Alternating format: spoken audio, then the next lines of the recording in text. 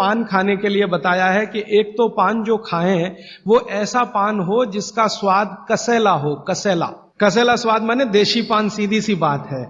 विलायती पान मत खाइए, देशी पान खाइए। तो स्वाद जितना कसेला होगा पान उतना अच्छा होगा।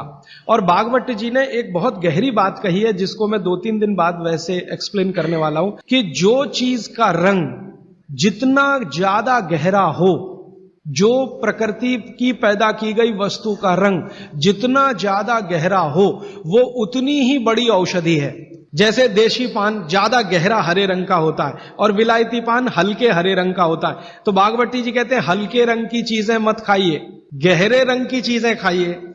तो गहरे रंग वाला पान खाइए, गहरे रंग की जो भी चीजें हैं भरपेट खाइए। जैसे बैंगन है गहरे रंग का, जामुन है गहरे रंग का, टमाटर है गहरे रंग का। ये सब एंटी कैंसरस है, एंटी डायबिटिक है, एंटी कैंसरस है, एंटी अस्थमेटिक है।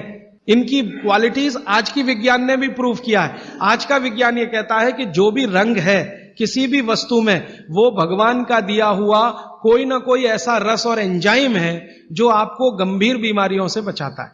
तो वो कहते हैं गहरे रंग का पान खाइए, माने कसेला, उसमें ही स्वाद होगा, तो गहरा पान खाइए। उसमें क्या मिलाएं? उसमें सबसे ज्यादा चूना। तो कितना चूना मिलाएं? तो कहते हैं कि एक पान में 1 ग्राम से ज्यादा चूना नहीं मिलाइए कभी भी। 1 ग्राम आप समझते हैं इतना होता है। चने का दाना होता है ना, आधा तोड़ो और उसका आधा कर लो, इतना 1 ग्राम होता है। चने का दाना आधा तोड़ो तो 2 हिस्से हुए, ये 2 हिस्से के 4 कर दो और वो 1 हिस्सा जो है वो 1 ग्राम।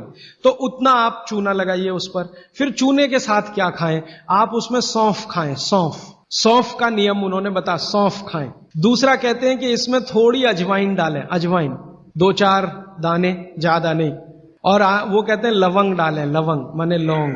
और कहते हैं बड़ी इलायची।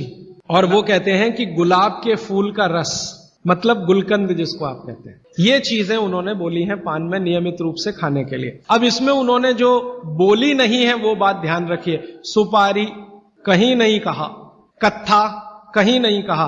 तो मैंने सुपारी और कत्था छोड़कर ही पान खाएं, ठीक है।